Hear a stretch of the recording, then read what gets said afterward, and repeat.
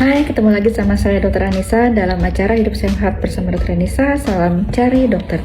Tahukah Anda pada pasien-pasien kontrol hemodialisis ada obat-obatan yang cukup sering kita berikan. Misalnya adalah obat hipertensi. Karena obat antihipertensi biasanya hampir selalu dibutuhkan oleh pasien cuci darah.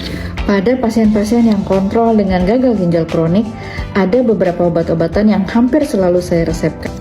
Ingin tahu apa saja obatnya?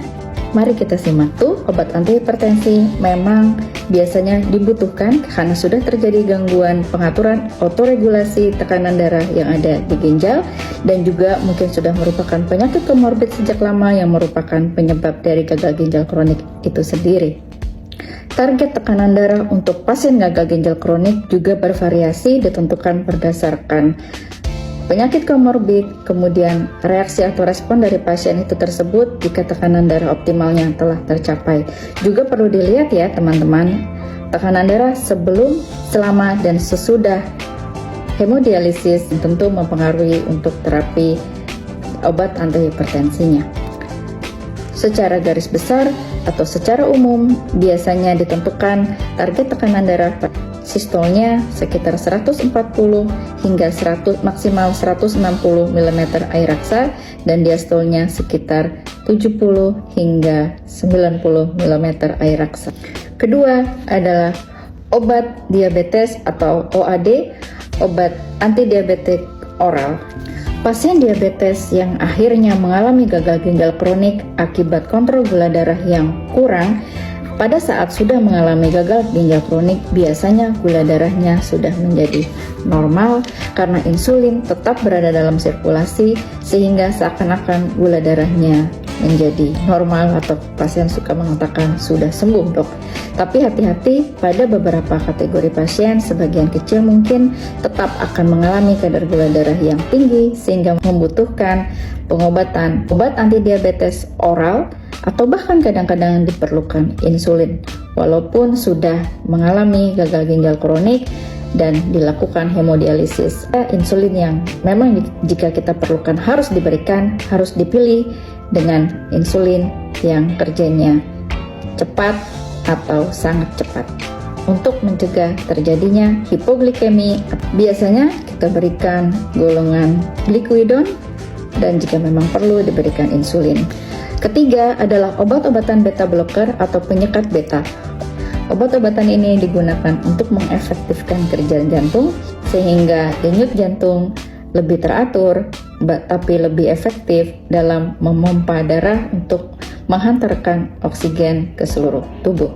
Kemudian juga berfungsi sebagai rate control atau menjaga agar denyut nadi atau denyut jantung tidak terlalu cepat, optimalkan cardiac output sehingga pasien tidak merasa sesak, tidak merasa berdebar-debar, dan sebagai tambahannya juga obat ini akan membantu menurunkan tekanan darah. Contoh obat-obatan beta blocker atau penyekat beta adalah bisoprolol, carvedilol, metoprolol, nebivolol, dan termasuk juga propanolol. Obat-obatan yang juga kita berikan sesuai dengan indikasi adalah allopurinol jika ada riwayat asam urat pada pasien, misalnya pasien sebelumnya mengalami hiperurasemi dan nefropati gout yang menyebabkan nefropati obstruktif, jadi terjadi bendungan akibat batu asam urat yang lambat atau terlambat ditangani, kontrol dengan pemberian adjusting dose allopurinol, yaitu dosisnya disesuaikan dengan gangguan fungsi ginjalnya yang sudah menjadi gagal ginjal kronik.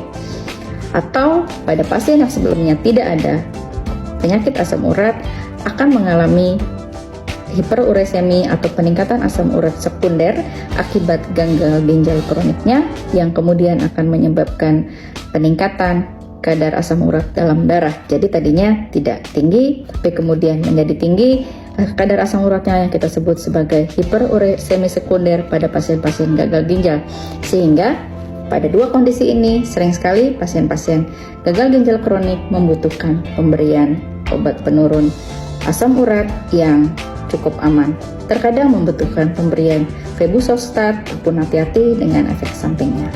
Pemberian allopurinol juga harus memperhatikan adjusting dose atau penyesuaian dosis Biasanya saya hanya berikan 100 mg allopurinol pada pasien-pasien untuk mengontrol jika memang kadarnya terlalu tinggi, baik pada pasien yang memang sudah memiliki kadar asam urat yang tinggi sebelum gagal ginjal maupun yang baru mengalami asam urat yang tinggi setelah gagal ginjal atau disebut sebagai hiperurasemia sekunder pada chronic kidney disease.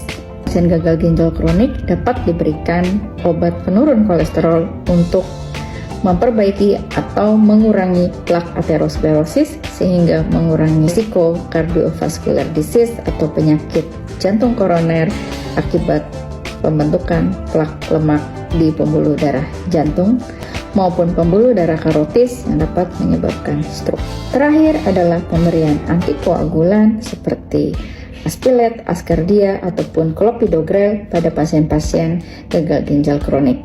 Obat ini harus diperhatikan sungguh-sungguh indikasi dan efek sampingnya karena seringkali dapat menimbulkan perdarahan saluran cerna. Namun memang terkadang dibutuhkan untuk menjaga patensi atau mengurangi resiko terjadinya emboli atau serangan jantung pada pembuluh darah koroner yang dapat mencegah terjadinya stroke. Demikian dari saya, semoga bermanfaat. Salam cari dokter.